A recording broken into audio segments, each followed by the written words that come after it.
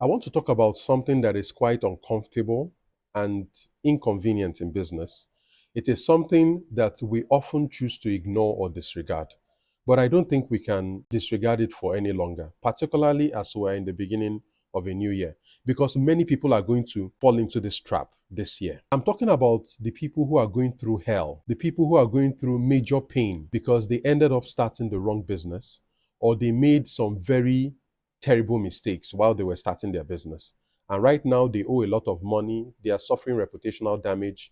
They are going through mental, emotional, and psychological distress. The banks are coming after them. They've taken money from investors.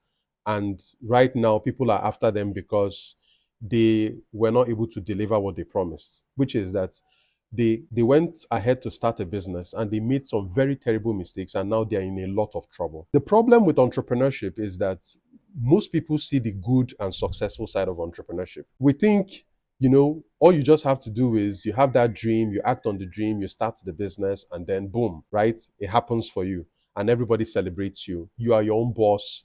You don't need to answer to anybody. You become an employer of labor.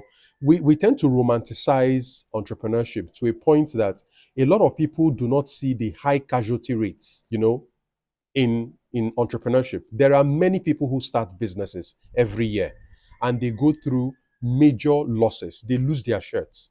Many people don't hear about them because these people crawl into their corner and they are licking their wounds privately. But that doesn't mean that these problems don't exist. And unfortunately, what we keep seeing are, startups that are raising money, entrepreneurs, founders, CEOs that are on interviews and podcasts.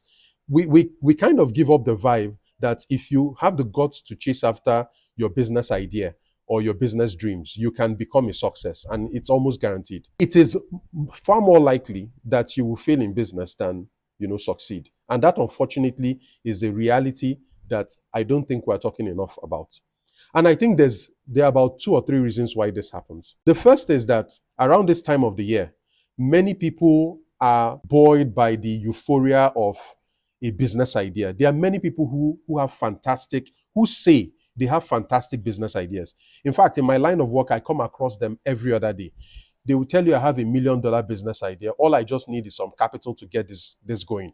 They make these business ideas sound like it's a done deal. All I just need is to pour some capital on it and boom, it's going to be a very successful business.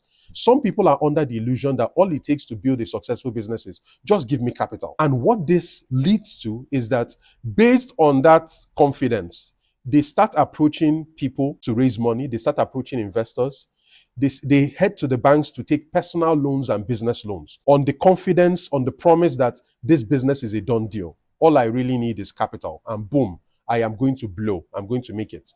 What you then find is a lot of people who are owing banks. They are not picking calls. The banks are issuing demand notices. They've even turned over some of these debts to recovery agents. And these people are living in hell, right? And then, of course, they have damaged their reputation because they took money from some people, made certain promises that I'm going to give you 25% return, 100% return.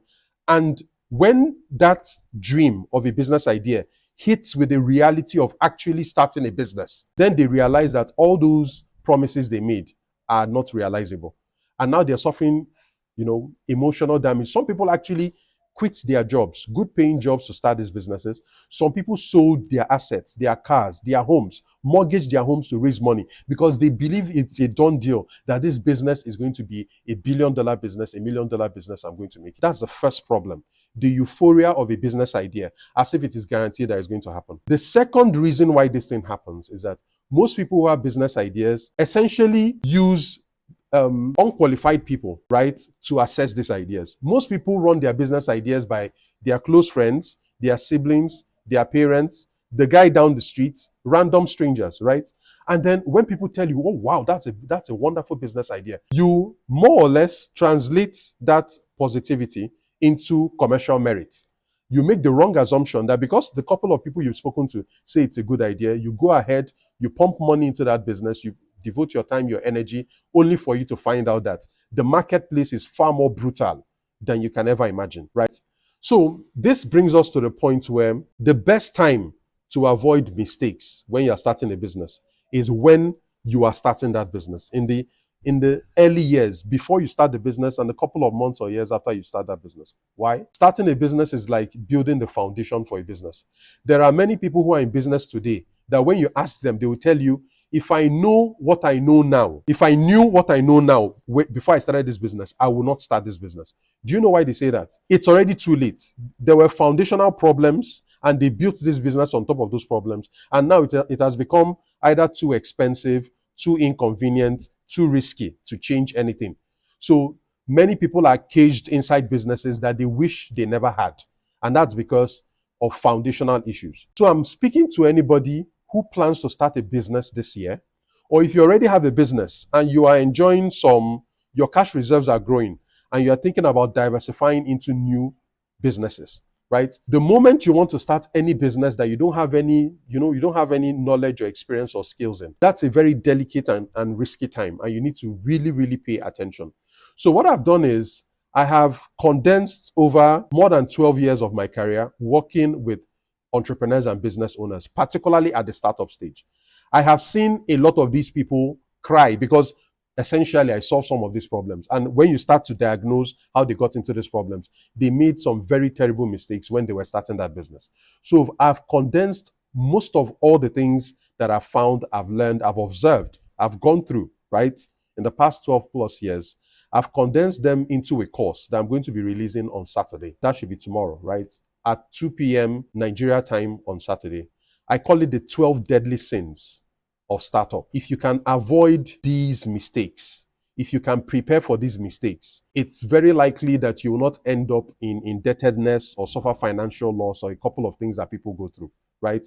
Sometimes people think starting a business is just about belief, and it doesn't just help that we live in a society where the supernatural matters a lot, right? Feelings matter a lot. The market can be brutally honest with you. The market doesn't care about your beliefs.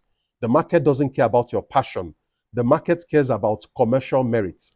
And if you don't know how to assess commercial merits, if you don't know how to raise the right kind of capital, if you don't know how to assess a business idea, to choose the right business idea to go after and the ones to avoid, you will end up becoming a casualty. Like many people they are silent, they can't talk about it, but they are going through a lot of pain. I personally went through something like this almost 8 years ago. I started a business, took money, and even after that business failed, it took me 4 years to pay back the debt and the monies I was owing. 4 years, right? So this is not something you want to joke with. It goes far beyond I believe. If you don't know if you don't know what you're getting into, I suggest that you invest the time and effort to go through this course, learn what these 12 deadly sins are. I'm not just telling you about what the challenges are. I tell you what these 12 deadly sins are and how you can avoid them and things you can do to prevent them or reduce their impacts on you. So you don't end up, with indebtedness, going bankrupt, owing people a lot of money, damaging important relationships, suffering reputational damage, missing important opportunities. Or even sometimes some people get into legal issues, right? Because they've gone into contracts and agreements that they can no longer, fulfill because the business they started failed. So this is a very good time in the year for you to go through these 12 deadly sins, understand what they are, anticipate them, and be armed with the knowledge and skill to counter them when you see them. So if this is the first time you're seeing my videos, my name is John Paul Iwuoha. I'm a business strategy specialist, a management consultant. And what that means to the man on the street is that I make it easier and faster for people to start and build businesses. I run a free Telegram group, and that's exactly where I'm going to be releasing the details for this course. If you don't yet belong to the Telegram group, it's free, so there's no excuse. Join the free Telegram group at 2 p.m. on Saturday, tomorrow. I'm going to be releasing the details of that course in the 12 deadly sins of startup. To be forewarned, to be foreharmed. Thank you.